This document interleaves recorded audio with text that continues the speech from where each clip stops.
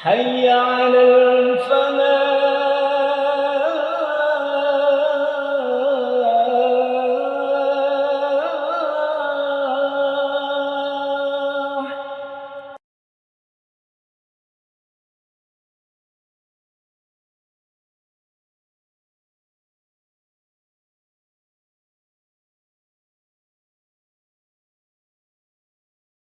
بسم الله الرحمن الرحيم. السلام عليكم ورحمة الله وبركاته. إن الحمد لله نحمده ونستعينه ونستهديه ونستغفره ونعوذ بالله من شرور أنفسنا ومن سيئات أعمالنا.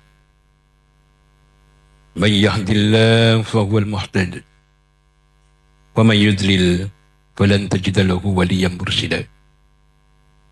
أشهد أن لا إله إلا الله وحده لا شريك له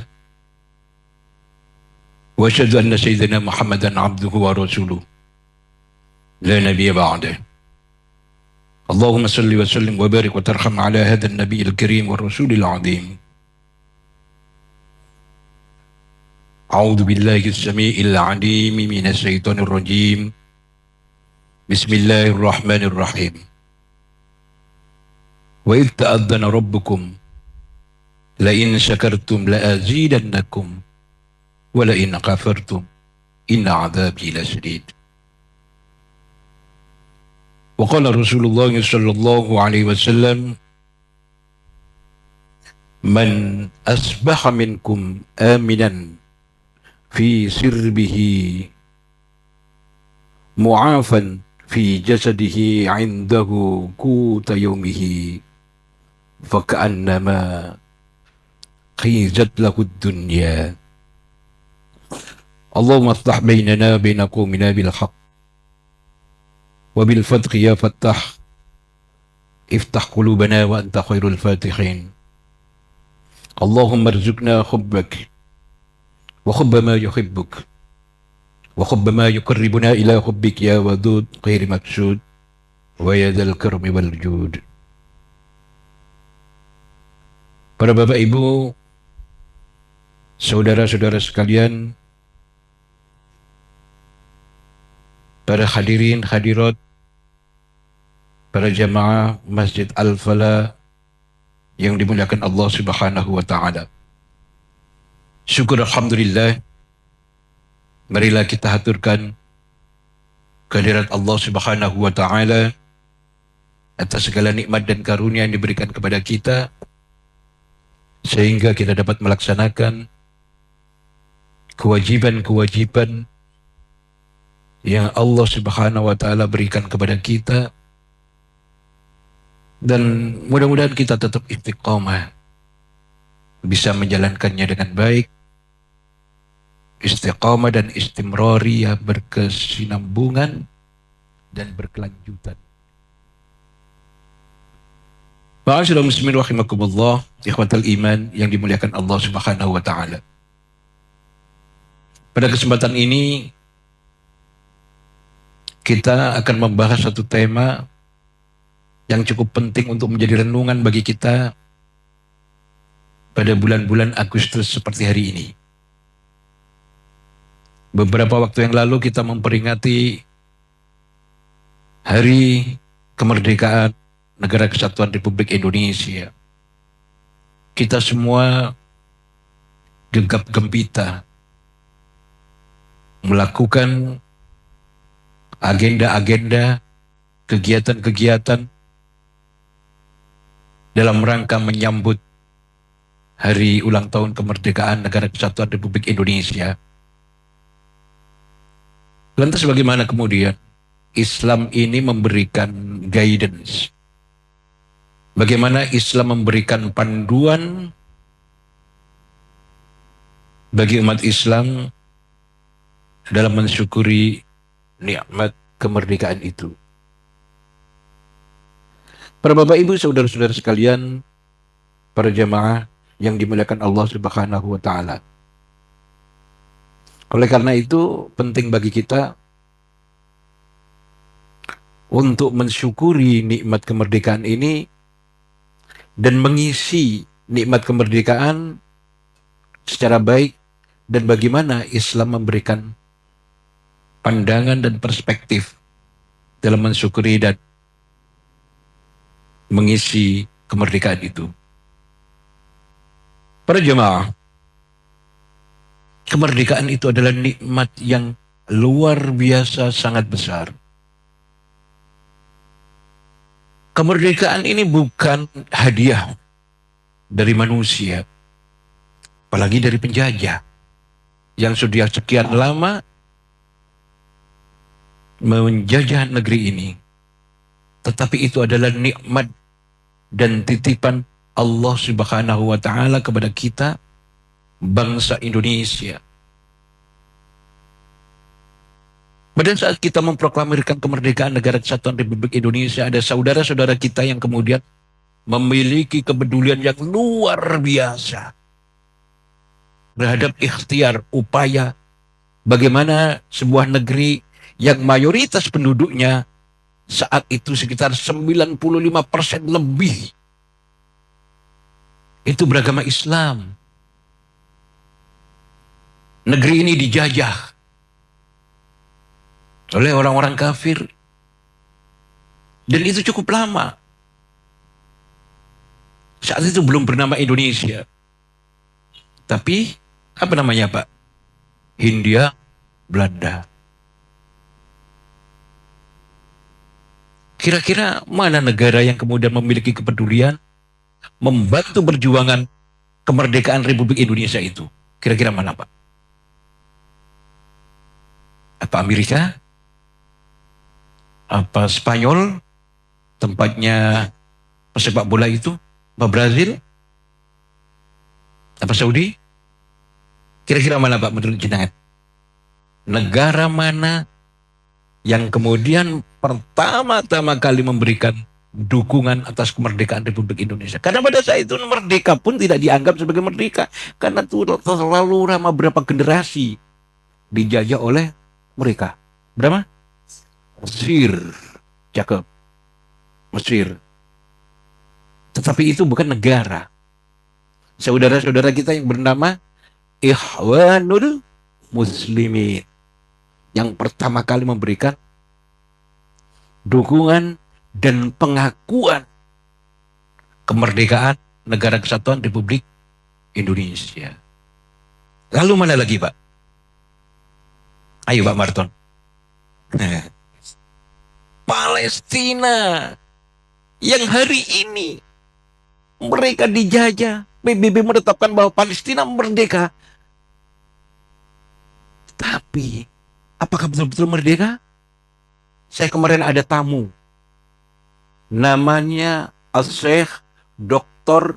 Marwan Abu Ros. Ya, beliau ada ketua divisi Al-Quds dan Palestina di Robitoh Ulama Al-Alamiyah di dunia, yang dulu didirikan oleh Syekh Dr. Profesor terakhir sebelum meninggal Muhammad Yusuf Al-Qardawi. Sekarang beliau kemarin ke sini sehari, 2 hari.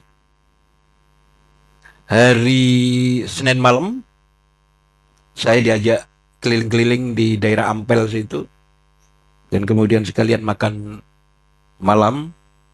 Beliau kepingin tahu tempat di mana saudara-saudara kita kaum muslimin dari negeri Timur Tengah bermukim. Besoknya di Hotel Namira kita menyelenggarakan forum silaturahim, diskusi dengan ulama-ulama dan tokoh-tokoh yang membantu perjuangan Gaza dan Palestina yang ada di Jawa Timur. Hampir semua ormas Islam, yayasan Islam, aktivis pergerakan Islam yang konsen membantu itu hadir di sana Pak. Kita diskusi sama mereka. Dan kebetulan saya diminta untuk menjadi pemandu di dalam diskusi itu. Yang pertama Syekh Dr. Marwan Abu Ros Beliau yang kemudian pun menginisiasi GSF. Tahu GSF, Pak? Global Slumut Flotilla. Orang-orang seluruh dunia ngerutuk Israel, Pak. Mereka mau masuk Palestina untuk membantu. Ratusan kapal, ribuan orang dari seluruh dunia masuk ke sana. Lewat 3 jalur. Jalur mana itu? Jalur diplomasi parlementer. Yang kedua, jalur laut. Ya. Yang ketiga, jalur darat. Ada 9 orang dari Indonesia yang ikut jalur darat. Yang akhirnya dihadang, ditangkap oleh mereka, dan dikembalikan. Apakah gagal? Tidak. Jadi ratusan kapal berlayar semuanya masuk ke sana, ratusan armada, mulai dari Belgia kalau nggak salah, itu sampai masuk kemudian Mesir, dari Mesir ke Rafah, dari masuk ke Palestina. Siapa yang punya inisiasi? Dr. Marwan Syekh Dr. Marwan Abu Ras. Beliau didampingi oleh Syekh Dr. Ahid Abu Al-Atta. Beliau ini adalah seorang relawan yang kemudian membantu bagaimana kemudian solidaritas kaum muslimin di seluruh dunia, tidak hanya kaum muslimin, siapapun yang membantu perjuangan Palestina, itu membantu lewat beliau. Iya. Jadi kemarin memang tidak ada penggalangan dana, tapi sosialisasi. Karena beberapa waktu yang lalu sudah dilaksanakan GFF1, Global Smooth Flotilla yang pertama, sebentar lagi akan dilakukan Global Smooth Flotilla yang kedua. Mereka mendata siapa saja orang Indonesia yang mau berangkat ke Palestina. Pak Murtala mau berperang dengan Netanyahu. Baik. Jadi di dalam diskusi itu kita merumuskan bagaimana Jawa Timur ini, kemudian bagaimana Indonesia memberikan solusi atas persoalan. Mereka memiliki keinginan yang luar biasa. Kalau dulu Al-Quds, Palestina itu dibebaskan oleh yang pertama Umar bin Khattab tanpa perang. Karena saat itu dikuasai oleh orang-orang Nasrani, maka uskup yang pegang kuncinya namanya Sopronius. Itu dengar namanya kaum muslimin mau ke situ saja, yang dipimpin oleh Umar bin Khattab, gemeter Pak Martono. Gemeter Bapak Ibu sekalian. Ketakutan. Karena sudah sangat dikenal. Kaum muslimin itu senjatanya seadanya. Kendaraannya juga seadanya. Perbekalannya juga seadanya. Iya. Tetapi di dalam peperangan tidak pernah terkalahkan. Hatta Persia yang ratusan tahun berkuasa, menguasai sepertiga dunia itu, kalahkan. Ya. Romawi yang dipimpin oleh Heraklius itu dikalahkan dan tidak berkutik. Bagaimana Heraklius yang dia ketika perang dengan Persia itu kalah terus? Ya, pada saat Rasulullah lahir itu, Allah berfirman di dalam surat Rum, ya, Allah menginformasikan bahwa Gulibatir Rum, nanti Romawi akan dikalahkan oleh orang-orang Persia. Orang Romawi itu punya apa? Penyembahan. Dia mengikuti agama Nasrani. Agama Nasrani dulu yang membawa siapa? Nabi Isa alaihi salam. Kitab sucinya adalah kitab Injil.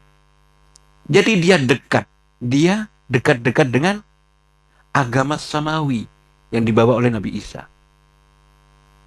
Jadi keperpihakan pada saat itu kaum muslimin itu lebih berpihak kepada Romawi yang agamanya Nasrani karena ini adalah agama Samawi. Cuman memang ada yang menyimpangkan dengan orang-orang Persia yang agamanya adalah Majusi, menyembah api. Tapi di dalam surat Ar-Rum itu Allah menginformasikan Ghulibatir Rum, Romawi akan dikalahkan. Fi adnal ardi wa hum min qalbihim saghlibun, dan nanti akan tidak lama lagi, tidak dalam waktu yang lama Romawi akan memenangkan, dan faktanya terjadi.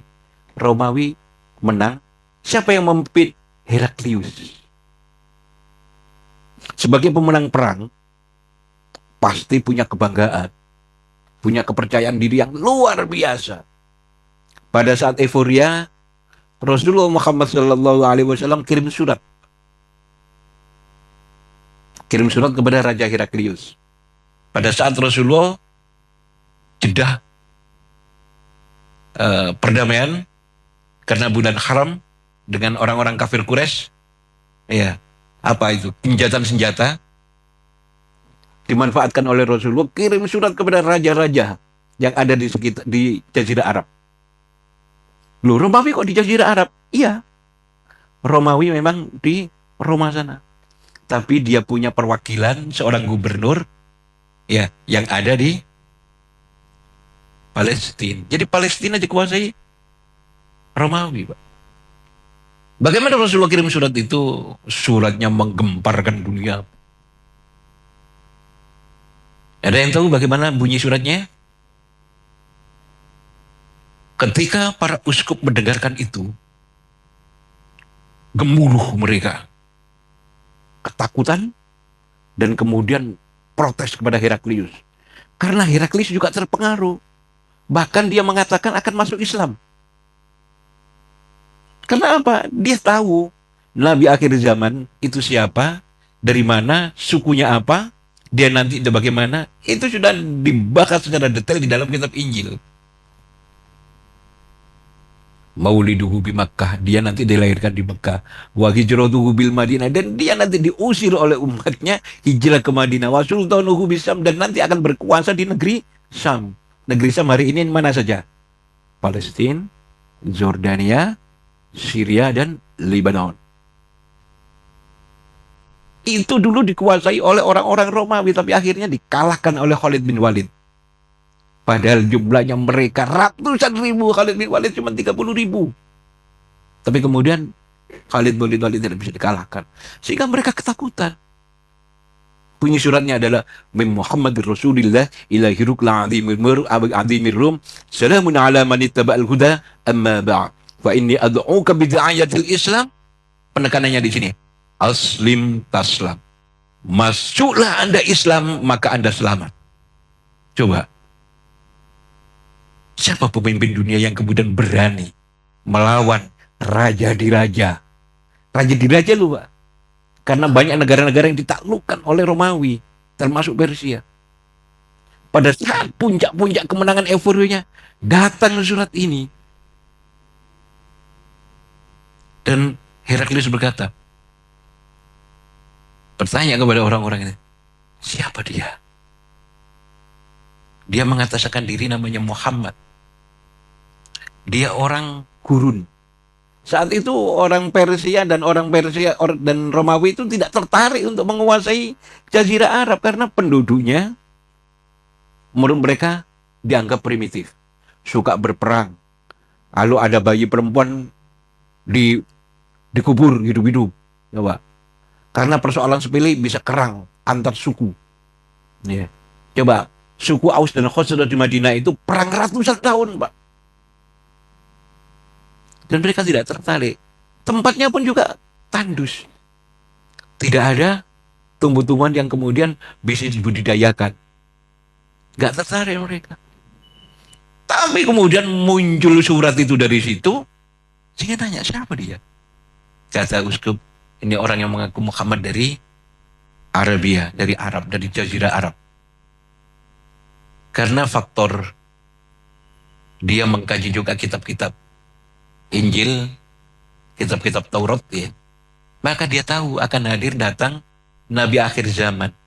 Cuman orang-orang Yahudi, orang-orang Nasrani saat itu berpikir bahwa Nabi akhir zaman itu adalah orang-orang Bani Israel. Karena nabi-nabi sebelumnya mulai Nabi Zakaria itu Bani Israel. Nabi Yahya Bani Israel. Nabi Isa Bani Israel. Jadi Nabi Isa, Yesus menurut mereka itu orang Bani Israel, Pak. Dan dia berpikir Nabi akhir zaman yang mereka tunggu-tunggu disiapkan untuk dicambut kehadirannya itu adalah dari kalangan Bani Israel. Ternyata Allah berkehendak lagi yang datang adalah keturunan Nabi Ibrahim tapi dari Bani Ismail. Nabi Ismail ibunya adalah Hajar. Kalau Bani Israel ibunya adalah Sarah. Dan ini menyebabkan orang-orang Yahudi dan termasuk agama berikutnya, kalau menurut Syekh Abu Ros yang tadi saya ceritakan itu, ketua Perhimpunan Ulama Dunia yang sekarang ini, yang kemarin datang ke sini, mereka mengatakan bahwa yang melakukan Zionisme sekarang ini ditopang oleh kelompok-kelompok evangelis dari Nasrani yang ada. Coba bayangkan, orang Nasrani yang ada di Indonesia, orang Kristen, itu lebih membela orang Kristen sendiri yang ada di Palestina. Kalau umat Islam, mereka tidak mungkin membela itu. Dia membela umat Islam, membela orang Nasrani yang ada di sana, atau membela Yahudi. Gimana Pak? Mereka ketika terjadi peperangan itu, dia lebih membela kepada Yahudi. Kalau ada orang perempuan yang dari Manado itu, sampai itu ada Riker itu padahal dia Kristen, tapi membela Yahudi. Nah, ketika di sana orang-orang Kristen itu mengatakan bahwa kami ini orang Indonesia beragama Kristen membela, diludahi sama orang-orang Yahudi. Karena orang-orang Yahudi itu terhadap Nabi Isa, terhadap Yesus yang mereka yakini itu menganggap bahwa ini orang yang kemudian melakukan penyimpangan. Dan Nabi Isa itu diturunkan dalam rangka mengkoreksi orang-orang Bani Israel, orang-orang Yahudi yang kemudian menyimpangkan ajarannya, maka diturunkan kitab Injil. Itu dianggap sebagai orang yang kemudian merusak ajaran Bani Israel. Akhirnya kan mereka disalib. Siapa yang menyalib? Apakah raja dari Pontius Pilatus? Enggak. Itu adalah permintaan pada para Sanhedrin. Ada yang sekarang itu namanya rabi-rabi Yahudi itu. Sehingga sampai kemudian disalib. Tapi Allah menyelamatkan itu. Baik, para Bapak Ibu saudara-saudara sekalian, kemerdekaan. Kita kembali ke kemerdekaan ya. Bagaimana kemudian perspektif Islam? Di dalam perspektif Islam, kemerdekaan adalah nikmat yang agung dari Allah Subhanahu wa taala, yang wajib disyukuri dan diisi dengan berbagai amalia sholihah. Kalau kita lihat di perkampungan itu kan banyak sekali dilakukan lomba-lomba, mulai anak-anak, ibu-ibu, bapak-bapak. Ada juga daerah-daerah yang berbasis santri, itu kreativitas lombanya itu mungkin lomba tilawah, lomba hafalan surat-surat pendek, ada lomba apa ya. Tapi sebagian ada lomba yang kemudian mengeksplorasi hal yang tidak semestinya. Nah, inilah yang perlu kita koreksi. Jangan sampai kita memperingati kemerdekaan negara Indonesia, negara kesatuan Republik Indonesia yang diperjuangkan oleh para ulama, para kiai, para habaib, para santri. Dengan darah dan air mata itu, kita salah mengisi peringatan kemerdekaannya.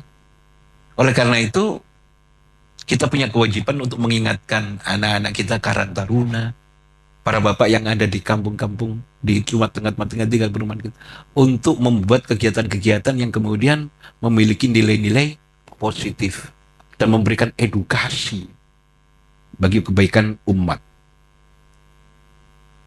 Para jemaah, mensyukuri kemerdekaan itu bukan sekedar seremonial saja, tetapi harus diwujudkan di dalam sikap, perkataan, perbuatan, membangun cara pandang yang benar tentang bagaimana umat Islam bersikap. Bagaimana umat Islam dalam memutuskan sesuatu. Bagaimana umat Islam bersinergi, berinteraksi dengan sesama muslim, dengan ghairu muslim, dan dengan pemimpin-pemimpin yang ada di tengah-tengah kita. Ma'asyiral muslimin rahimakumullah. Allah Subhanahu wa taala berfirman di dalam surat Ibrahim, yang ini bisa kita jadikan sebagai referensi bagaimana kita mensyukuri nikmat-nikmat yang Allah berikan, terutama kemerdekaan ini. Wa itta'adzana rabbukum la in syakartum la azidannakum wa la in kafartum inna 'adzabi lasyadid. Dan ingatlah ketika Allah Tuhanmu memaklumkan, sesungguhnya jika kamu bersyukur atas nikmat yang Allah berikan itu, la'azidannakum, niscaya kata Allah, aku akan menambah nikmatku kepadamu. Wala in kafartum, dan manakala kamu mengabaikan, mengingkari nikmat-nikmat itu, inna adzabi lasyadid. Allah kemudian memberikan gambaran, sesungguhnya azab Allah sungguh sangat pedih. Artinya, kalau kita kepingin Allah meningkatkan kualitas nikmat yang diberikan oleh Allah kepada kita, maka kita harus pandai-pandai bersyukur. Nah, tambahan nikmat itu bisa berarti kualitas nikmat yang diberikan oleh Allah bertambah. Bisa juga berarti kuantitasnya bertambah. Kuantitasnya, jumlahnya bertambah. Bisa juga kualitasnya bertambah. Ma'asyiral muslimin rahimakumullah. Menjaga kemerdekaan, cara terbaik adalah dengan bersyukur. Landasannya surat Ibrahim ini. Dengan kita bersyukur itu nikmat Allah akan diberikan. Kita bisa mengisi kemerdekaan dengan baik. Kita bisa menjaga kemerdekaan dengan baik. Jangan sampai kita masuk ke lubang yang sama. Dari dijajah secara militer, dijajah secara ekonomi, dijajah secara politik, dijajah secara ideologi. Coba satu contoh ya. Indonesia ini berdasarkan atas ketuhanan yang Maha Esa. Artinya, walaupun Indonesia ini bukan negara Islam, tidak menjadikan Islam itu sebagai landasan, aturan dasar. Tetapi karena berdasarkan atas ketuhanan yang Maha Esa. Coba dari 6 agama yang diakui secara resmi oleh negara Indonesia, yang Tuhannya satu mana, Pak? Hanya Islam. Agama yang lain ada yang 3, ada yang 4, ada yang banyak. Ada yang tidak ada pakai Tuhan, tidak mengenal konsep penyembahan, tetapi konsep derma. Orang-orang yang berjasa itu dibuat patung, terus kemudian dia manggut-manggut dengan bawa hiu sambil begini-begini. Setiap orang yang berjasa, kalau panjenengan ke mana Pura atau Benbio yang dekat dengan Ampel itu, di Pasar Kapasan, ada Dinapura ya? Ya di situ itu ada patungnya Gus Dur. Dan di situ mereka orang-orang Mabuju itu bawa gini. Kita ditanya, loh kok mereka? Loh bukan, itu kita bukan nyembah itu.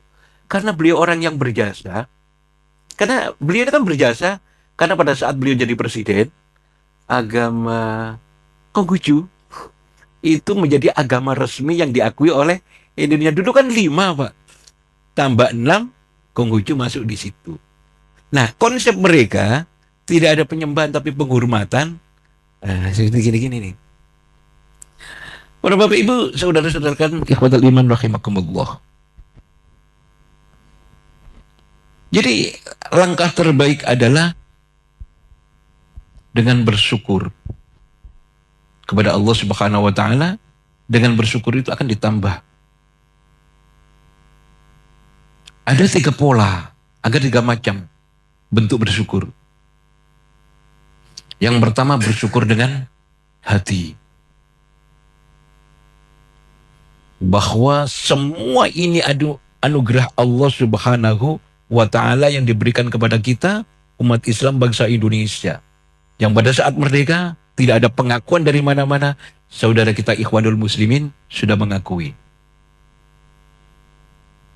Mufti Palestina yang namanya Syekh Amir Al-Husaini itu kemudian mengeluarkan fatwa internasional. Fatwanya adalah ada saudara-saudara kita di Hindia Belanda yang sudah dijajah sekian lama, sekarang berikhtiar berperang untuk mengusahakan kemerdekaannya dari penjajahan Belanda. Oleh karena itu, bantu saudara-saudara kita yang ada di Hindia Belanda itu. Apa saja bantuannya? Bantuan ekonomi, bantuan finansial, bantuan laskar, bantuan senjata. Sampai ketika terjadi peperangan itu, mereka di terusan Suez, Pak, itu ditutup. Jadi serdadu-serdadu Belanda yang mau masuk lewat situ dari Eropa itu ditutup di situ, diserang di situ. Dan termasuk ada seorang konglomerat yang saat itu semua hartanya diwakafkan tanpa minta tanda terima untuk kemerdekaan dan kesatuan Republik Indonesia. Oleh karena itu kita punya hutang yang luar biasa kepada Palestina itu. Sehingga Pak Karno mengatakan bahwa sikap Indonesia jelas membela Palestina. Dilanjutkan Pak Harto, dilanjutkan Pak Bung Mega, Pak SBY, dilanjutkan Gus Dur, dilanjutkan Pak Jokowi, dan sekarang dilanjutkan Pak Bowo. Cuman hari ini ada sesuatu yang agak mengganjal. Kenapa pilihannya adalah Indonesia bergabung dengan BOP, Board of Peace? Tapi Pak Prabowo mengatakan ada sesuatu yang tidak bisa diceritakan kepada khalayak karena ada sesuatu yang sifatnya rahasia. Apa itu? Kalau itu dibiarkan dipegang Trump yang mabuk darat, laut, udara ini bisa habis itu nanti ketika. Oleh karena itu Indonesia harus hadir di situ. Oke, saya kira ini adalah siasat dan strategi. Kita masih membutuhkan jawaban-jawaban berikutnya. Ketika PBB mengatakan Palestina merdeka, tapi faktanya hingga hari ini belum merdeka. Ketika pimpinan Israel, ya PM Israel, Benjamin Netanyahu itu kemudian diputuskan melanggar, menjadi penjahat perang untuk ditangkap. Apakah kemudian negara-negara yang lain, termasuk negara-negara Arab, negara Islam ini berani mengatakan itu? Enggak, pada yang justru berani mengatakan itu adalah orang wali kota. Wali kota mana? New York. Mamdani mengatakan kalau dia datang ke New York maka akan saya tangkap. Depan sama Trump. Anda tidak bisa melakukan karena Anda hanya wali kota. Kalau gitu tugas Anda yang kemudian menangkap karena dia penjahat perang. Coba. Itu luar biasa. Ini perkembangan. Bagaimana dengan kita? Nah, penjelasan bisa lihat sendiri. Oleh karena itu mungkin kita bisa berdoa, mudah-mudahan Allah memberikan kekuatan kepada kita, pemimpin-pemimpin kita, untuk kemudian bagaimana kemudian mewujudkan perjuangan Palestina untuk kita akui. Bagaimana dulu mereka membantu habis-habisan untuk kemerdekaan Indonesia. Itu bersyukur dengan hati. Yang kedua, bersyukur dengan lisan. Perbanyak ucapan hamdalah alhamdulillahirabbil alamin. Doakan para pahlawan yang telah mendahului kita. Doakan para pemimpin kita agar tetap istiqomah dalam membela saudara-saudara kita yang ada di Palestina misalnya. Termasuk negara-negara yang mengalami yang terdolimi seperti itu juga. Apakah hanya Palestina? Tidak. Ada negara-negara seperti di Rohingya. Rohingya dulu itu adalah kesultanan. Namanya Kesultanan Arakan. Itu kesultanan, dia punya mata uang. Bahkan koin-koinnya ada tulisannya La ilaha illallah Muhammadur Rasulullah. Itu adalah Kesultanan Arakan. Termasuk Singapura. Singapura itu adalah kesultanan, namanya Kesultanan Temasek. Tapi hari ini dikuasai oleh mereka. Coba. Sekarang bagaimana Indonesia? Bagaimana relasi antara Indonesia dengan Cina yang hari ini? Terus terang kita khawatir. Jangan-jangan nanti juga seperti Uighur. Xinjiang itu adalah dihuni oleh orang-orang Uighur. Uighur itu adalah suku Muslim di sana. Orang-orang Xinjiang. Dulu namanya Turkistan Timur. 100% penduduknya Muslim. Dianeksasi oleh mereka. Pada tahun berapa? Sekitar 90 sekian ini. Kita markasnya di sini dulu. Kemudian aksi ke konjen Cina. Untuk memprotes bagaimana perlakuan mereka terhadap orang-orang Muslim Uighur. Diburu terus kemudian dikawinkan secara paksa dengan etnis yang ateis dari suku Han, dipaksa hidup, tidak boleh kemudian berbahasa Arab. Dan hingga hari ini mereka sekarang terkooptasi, mengalami proses-proses marginalisasi. Nama-nama yang berbahasa Arab gak boleh, masjid-masjid bangunannya tidak boleh, kayak masjid-masjid Timur Tengah itu bentuknya kayak pura itu, seperti itu. Dan sekarang menjadi provinsi ya Pak. Negara dianeksasi menjadi provinsi Turkistan Timur. Dulu itu adalah negara Turkistan Timur, sekarang jadi provinsi Xinjiang. Khawatirnya kalau kita mungkin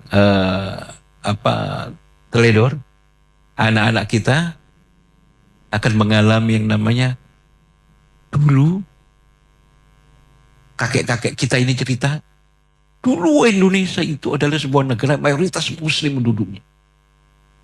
Tapi hari ini, naudzubillah menjadi provinsi, salah satu provinsi dari Republik Rakyat Tiongkok, naudzubillah min dzalik.